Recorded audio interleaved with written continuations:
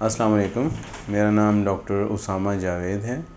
मैं पिछले 10 साल से आँखों के बीमारी के शोबे से मुंसलिक हूँ। इस शोबे में ज़्यादातर मरीज़ जो होते हैं वो मेरी एक्सपर्टीज़ हैं वो आँखों में सफ़ेद मोतिया, आँख में जो ऐनक लगती है उसको उतारने के लिए जो लेज़र लगाई जाती है उसमें, और पर्दे की जो बीमारियाँ होती हैं उनका इलाज, ये मेरी एक्सपर्टीज़। आज हम जिस बीमारी के मुतालिक बात करेंगे वो है सफ़ेद मोतिया। मेडिकल टर्म में उसको कैटरेक्ट कहते हैं, आम अल्फाज में उसको सफ़ेद मोतिया कहा जाता है। सफ़ेद मोतिया सबसे पहले कि ये होता क्यों है, जो उम्र के साथ साथ तब्दीलियाँ जिस्म में आती हैं, जैसे स्किन लूज़ हो जाती है, हड्डियाँ कमज़ोर हो जाती हैं, इसी तरह कुदरती जो लेंस है उसमें भी तब्दीलियाँ आती हैं। जैसे जैसे वो तब्दीलियाँ आती हैं वो गाढ़ा होना शुरू हो जाता है और मोतिया बनना शुरू हो जाता है। ये तो है कुदरती वजह। इसके अलावा क्या वजूहात होती हैं, जिन लोगों को शुगर है, ब्लड प्रेशर है या दमे की बीमारी है और वो उसके लिए दवाई जो इस्तेमाल कर रहे हैं वो है, जो स्टेरॉइड ज़्यादा यूज़ करते हैं, या जिन लोगों में कि आँख पे चोट लग जाए उनमें भी ये मोतिया बनने के चांसेस होते हैं। अब हमें पता कैसे चले कि सफ़ेद मोतिया बन गया है और उसकी वजह से आँख पे क्या असर पड़ते हैं। जब शुरू में जब मोतिया बनना शुरू होता है तो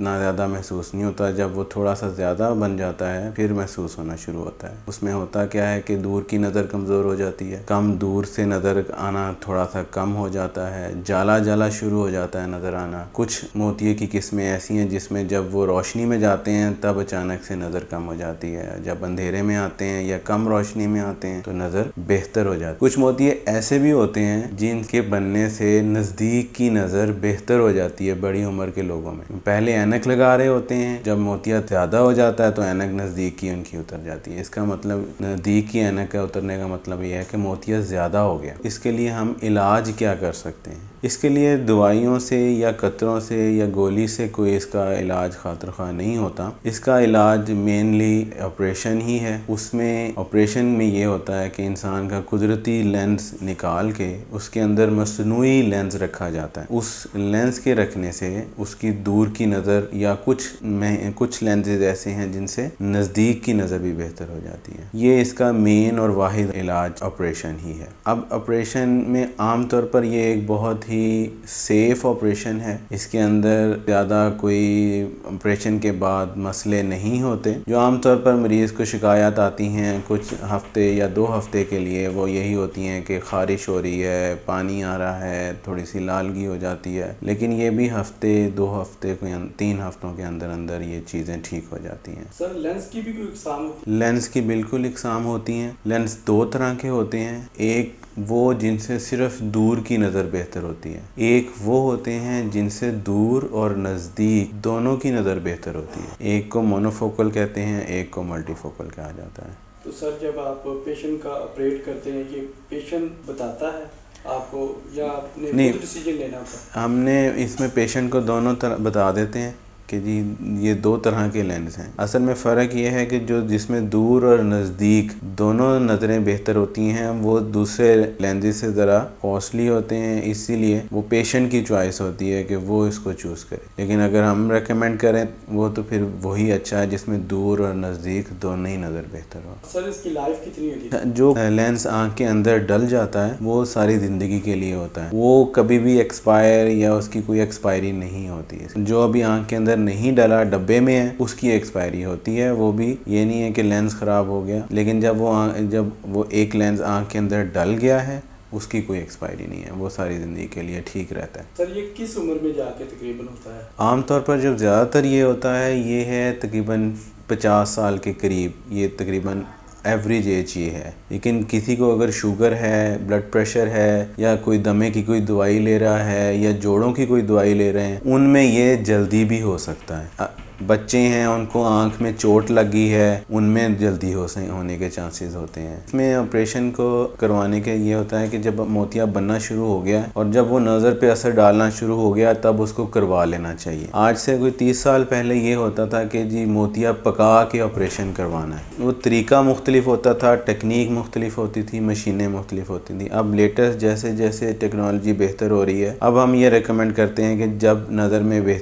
फ़र्क पड़ना शुरू हो गया तब करवा लेना चाहिए, क्योंकि जब मोतिया पक जाता है तो उस टाइम सफ़ेद मोतिये के काले मोतिये में चेंज होने के चांसेस बढ़ जाते हैं और फिर ऑपरेशन के बाद भी उतना अच्छा रिज़ल्ट हमें नहीं मिलता। दोबारा इसके होने के चांस होते हैं?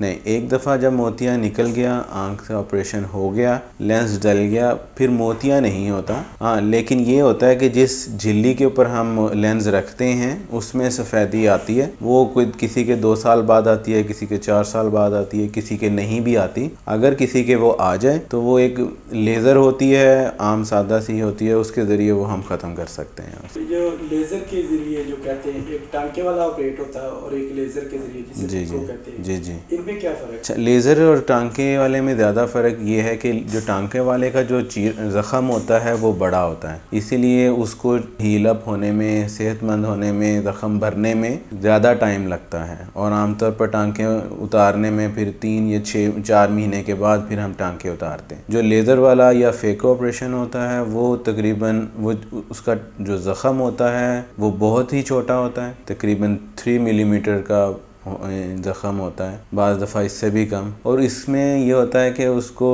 नज़र की बेहतरी जल्दी हो जाती है और ज़ख़म जल्दी भर जाता है और इसीलिए ये ज़्यादा प्रेफरेबल है।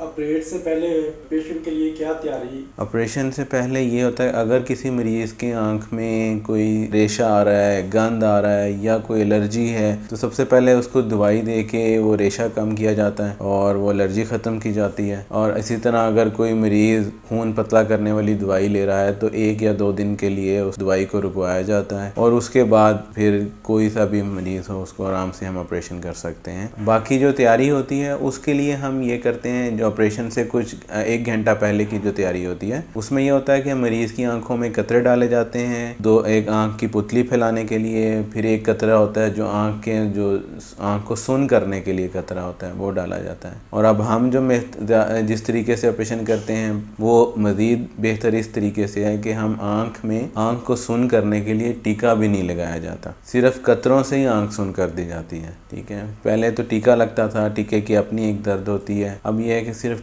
कतरे डाल के आंख को सुन कर दिया जाता है और इस वजह से मरीज़ बड़ा अनकम्फर्टेबल रहता है और बस यही इसकी प्रिपरेशन होती है। इसके लिए टेस्ट कौन से ज़रूरी हैं इसको करवाने में? जो हमारी तरफ से टेस्ट होते हैं वो हेपेटाइटिस बी सी का टेस्ट एक होता है, शुगर अगर किसी को है तो उसमें शुगर के टेस्ट करवाते हैं। और जो आंख से मुतल्लिक टेस्ट है वो ये होता है कि जो आंख के अंदर लेंस डलना है उस लेंस का नंबर चेक करने का एक टेस्ट होता है, बस ये एक होता है। इसके अलावा आंख से मुतल्लिक कोई मज़ीद टेस्ट नहीं होते हैं आम तौर पर। हाँ, अगर किसी के चोट लगी हुई हो, किसी के शुगर हो तो उसमें उसकी शुगर के हिसाब से पर्दे के टेस्ट होते हैं, कोई एक अल्ट्रासाउंड होता है आंख का, तो वो सिचुएशन के हिसाब से, बीमारी के हिसाब से हम उसको करते हैं। लेकिन रूटीन में 99% ऑफ द टाइम सिर्फ एक ही टेस्ट होता है आंख का जो लेंस का नंबर चेक करने के लिए किया जाता है। सर, ऑपरेशन के बाद परहेज क्या है? ऑपरेशन के बाद जो बड़े चीरे वाला ऑपरेशन होता है उसमें ज़्यादा परहेज होती थी, महीना अपने आँख नहीं धोनी, करवट नहीं लेनी। इसमें ऐसा कोई परहेज नहीं होता जो लेज़र के ज़रिए किया जाता है। इसमें सिर्फ आपने पहले 3 से 4 दिन का परहेज़ होता है कि आपने झुकना नहीं है और आँख को बहुत ज़ोर से मलना नहीं है। इसके अलावा बाकी आप अगले ही दिन अपनी रूटीन के काम कर सकते। हाउसवाइफ है, उसने किचन के काम करने हैं, कोई बुज़ुर्ग हैं वो अखबार पढ़ सकते हैं, टीवी देख सकते हैं, मस्जिद जा सकते हैं, या कोई और अपना दुकान पे बैठना है दुकान पे बैठ सकते हैं, कोई ऐसा उसमें मसला नहीं होता। आम फहम बात है कि लोग कहते हैं कि तड़के के पास नहीं जाना, चूल्हे के पास नहीं जाना, इन चीज़ों से भी परहेज? नहीं, इन चीज़ों से लेज़र वाले ऑपरेशन के बाद कोई मसला नहीं होता। पहले एक कंसेप्ट ये है कि तड़के से, धुएं से या गर्मी से या पसीना आने से ये ऑपरेशन ख़राब हो जाता है, ऐसी कोई मसला नहीं होता। आप जो लेज़र ऑपरेशन है उसके बाद हम अपने रूटीन के काम, धुआं भी अगर लग सकता है लग जाए, कोई मसला नहीं है, तड़के के पास भी चले जाएं, पसीना भी आ जाए। एक चीज़ मैं और इसमें इजाफ़ा करता हूँ, जो हमारे यहाँ ये कंसेप्ट है कि जी गर्मियों में नहीं कराना, हबस में ऑपरेशन नहीं कराना। अब जो latest technology, latest technique, latest मशीनों के ज़रिए से अब कोई मौसम का, माहौल का कोई फ़र्क नहीं पड़ता ख़ास। हम किसी भी मौसम में ऑपरेशन करवा सकते हैं, ज़्यादा ठंड में करवा सकते हैं, हबस वाले मौसम में गर्मी में भी करवा सकते हैं। किसी मौसम की तब्दीली से आँख के ऑपरेशन किराए पे कोई फ़र्क नहीं पड़ता। जिनका ये ऑपरेट हो जाता है, लेंस लग जाता है, उनको सर क्या एहतियातें करनी चाहिए? बनना चाहिए साबुन से या? जिनका ऑपरेशन हो गया हुआ है और ऑपरेशन के फ़ौरन बाद की जो परहेज़ हैं वो यही होती है कि उन्होंने झुकना नहीं है, कोई ज़ोर वाली चीज़ नहीं उठानी, आँखों में डायरेक्ट पानी ना पड़े, गीले हाथ से आँख और मुंह साफ़ कर सकते हैं। करवट लेने के लिए सिर्फ 2 से 3 दिन का जिस तरफ की आँख का ऑपरेशन हुआ है। खाने पीने में कोई परहेज़ नहीं होता, जो मर्ज़ी खाएं पिएं, अपनी रूटीन में काम करना है वो करें। ये सारी परहेज़ सिर्फ 1 या 2 हफ्ते की होती हैं। उसके बाद जो मर्ज़ी खाएं, जो मर्ज़ी पिएं, जिस तरफ मर्ज़ी करवट लेके सोएं, आँख में ख़ारिश हो रही है ख़ारिश कर लें, पानी डालना चाहें पानी डाल लें, तो उसमें भी कोई परहेज़ नहीं होती। जो लोग 50 साल के हैं और उन्होंने अभी तक अपना आँख का मुआयना नहीं करवाया, उन्हें चाहिए कि अपना एक पहला मुआयना करवाएं। उसमें मुख्तलिफ चीज़ें, मोतिया बना है और पर्दे की क्या सिचुएशन है, और जिनमें मोतिया डायग्नोज हो गया या उसकी तशख़ीस हो गई है वो अपने डॉक्टर के मशवरे से उसको मोतिया पकने का इंतज़ार ना करें, तो पकने से पहले ही ऑपरेशन करवाएं। Thank you very much.